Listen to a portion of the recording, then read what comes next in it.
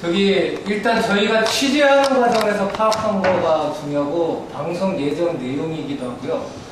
그리고 이게 지금 오늘 토론회에서 논의될 내용이기도 하기 때문에 말씀을 드리는 게 하나 있습니다.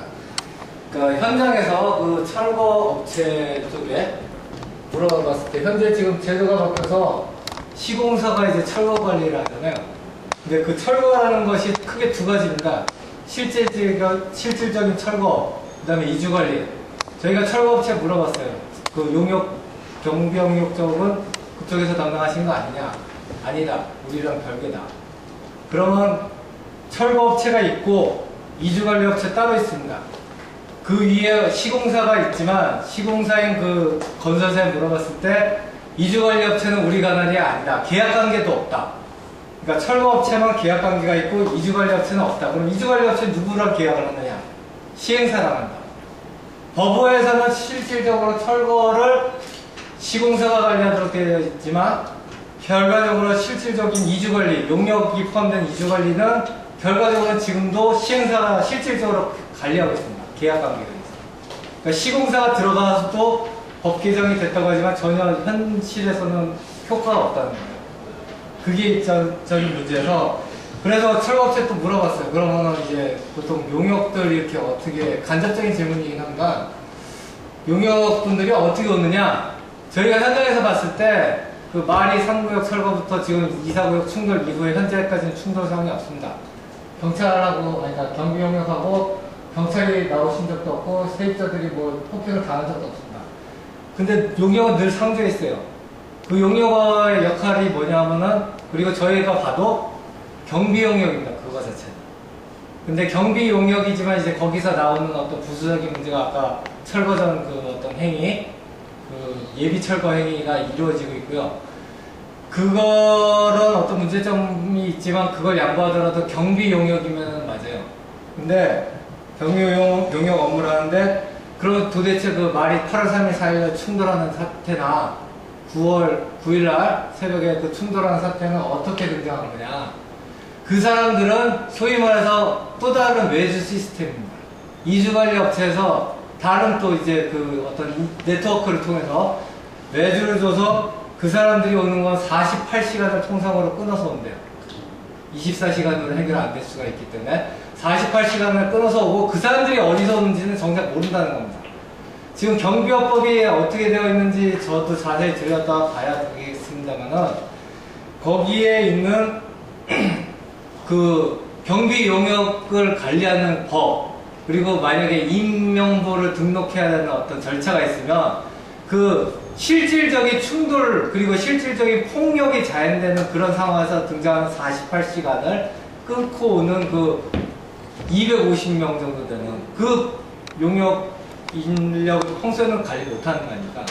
그러니까 그 48시간을 이렇게 계약받고 오는 그 관리는 소위 말해서 그 임명부에 들어가 있는지 그 어떤 경비용역 임명부에 아마 없을 거라는 예상입니다. 그래서 그 실질적인 폭력을 행사하는 그 사람들에 대한 어떤 관리는 안 되고 있다. 지금 경찰청에서 말씀하신 것처럼 그게 경비용역법 범위가 아니고 뭐 강제대집행, 대집행법이나 뭐 아니면 뭐 기타 다른 법일 수 있어요. 그럼 아까 말씀하셨지 않습니까? 이현호 사무국장께서 얘기한 것처럼 그 강제 퇴거 금지법이나 아니면 상해 법에서 총괄적으로 해서 경비용역 그리고 대집행 그 다음에 뭐 기타 법에 대해서 그 어떤 경비용역의 인력에 대한 것도 하지만 그 계약관계에 있어서 하도급에서 나가는 인력에 대한 거가 관리가 돼야지 법에서 전체적으로 관리가 되지 아무나 다 새어나갈 거라고 보고 있고요. 통째로. 그리고 그 어떤 그 계약관계, 그러니까 경비용역이나 어떤 그 어떤 법이 앞으로 입법이 될 때 관리되는 철거업체가 아닌 이주관리업체인데 이주관리업체가 지금 현재도 시공사를 끼지 않고 시행사와 직접 계약관계인 시행사를 지휘를 받는 구조이라는 거 그게 개선돼야 될 것 같고요. 그 다음에 지금 그 이주관리업체도 평소에 관리하는 그 용역 한 2~30명이 아니라 그 2~30명이 폭력을 행사하는 것보다는 48시간을 끊고 온 그 250명의 용역이 폭력을 행사합니다. 그러니까 250명의 폭력에 그 20, 30명의 그 경비 용역 업무를 하는 용역도 있지만 그 용역 중에 대표 용역 인원이 여자 경비 용역이 있어요. 그 용역이 폭력을 행사하는 건 얘기는 들어보지 않았습니다. 근데 그게 평상시에는 있는 여자 경비 용역이 있는데 남자 용역들을 포함해서 250명, 300명이 48시간을 끊고 와서 폭력을 행사하고 민수님 같은 경우가 폭행을 당했고요. 그런 상황에서 그 사람들은 빠졌어요. 그 사람들의 출처는 전혀 알 수가 없습니다. 저희도 취재가 안 돼요. 그 사람들. 어디서 온 사람들인지 모르고 인명부가 있는 것 같지 않고요. 그리고 그 사람들이 법의 적용은 전혀 안 받고 이주 관리 업체도 그 사람은 매주 줬다. 우리가 이렇게 인맥 네트워크에서 하청 준 거다. 그렇게 되고 있거든요. 그런 거에 대한 어떤 그 실질적인 현장에 대한 어떤 법 체계가 갖춰지지 않으면 실질적에서 빠져나가면서 폭행이 이루어지는 게 앞으로도 반복이 될 거라고 생각하고요. 일단 그래서 여쭤보는 질문은 그 어떤 다른 어떤 재개발 상황에서도 다른 재개발 상황에서도 말씀하신 것 같이 그 48시간을 끊고 평상시 인력이 아닌 어떤 그 폭행이나 대치 상황이 될 때 그때 단기간에 투여되는 용역 병력들이 계속 있었는지 그걸 여쭤봅니다. 취재하시면서 저보다 더 이 용역 폭력의 구조를 많이 알겠습니다.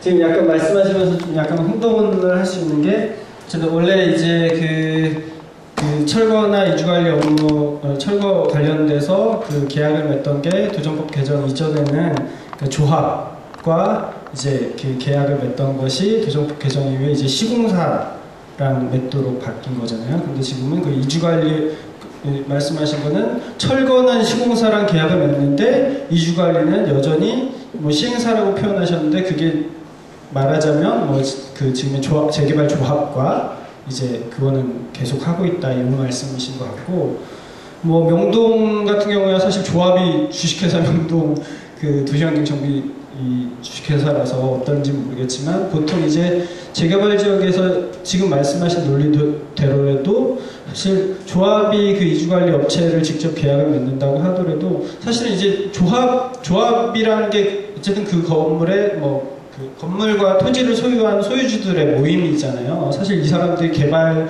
사업에 대해서 제대로 알고 있는 것도 아니고 그렇기 때문에 거기에 그들을 컨설팅하는 업체들이 따라 붙는 거고 그들에 의해서 그런 업체들이 선정이 되거나 연결이 되거나 하는 거고 상당 부분은 그 역할을 사실은 또 이 앞서 말씀하신 건설사들 건설 회사라고 얘기하는 그 철거 회사들이 사실은 그 끈들을 다 연결을 시켜주는 역할을 또 많이 하고 있죠. 거기에 또 뭐 그 외에 정비 업체들이나 OS 업체들이 또 그런 역할을 하기도 하는 거고 그래서 아까 제가 현장 그 상시 그 배치되는 용역 철거 용역들이 주로 이제 동네 양아치들이라고 하는 거잖아요. 그것들을 애초부터 이제 거기 조합이 이제 그들하고 계약하는 방식도 있고 그러기 이전에 거기 들어오는 철거 업체가 그 지역에서 상시 경비를 맡을 그런 이제 흔히 지역의 양아치들, 깡패들을 이제 그 자기 이 배치해서 이렇게 하는 이 방식으로도 있고요.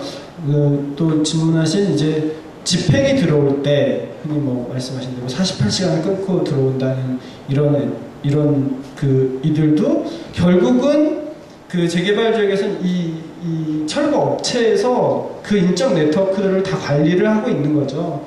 각각 지역마다 예를 들어서 명동이라고 했을 때 그 명동에서 상주하는 뭐 그 애들 한 10명 정도, 10명 내외 이렇게 되죠.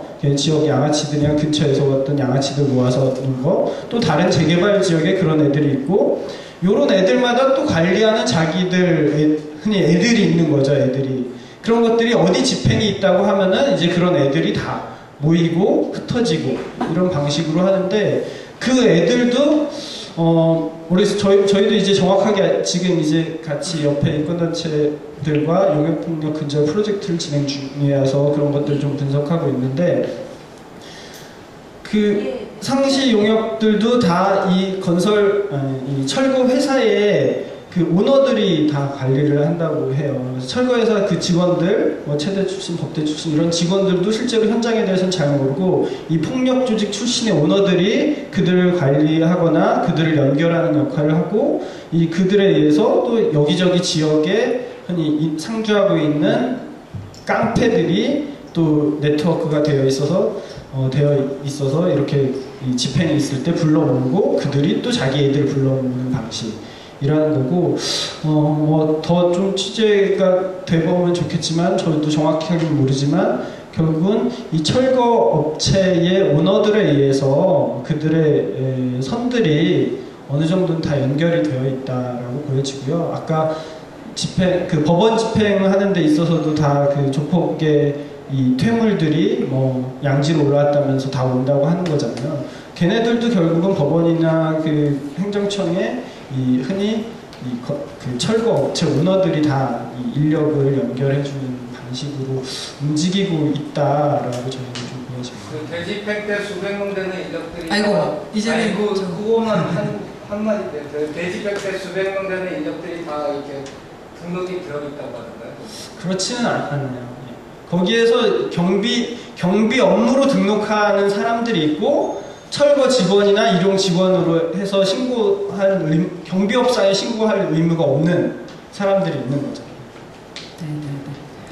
예, 국회에서 여러 번 진행했지만 오늘처럼 뜨겁게 진행한 적은 처음이었던 것 같아요. 예.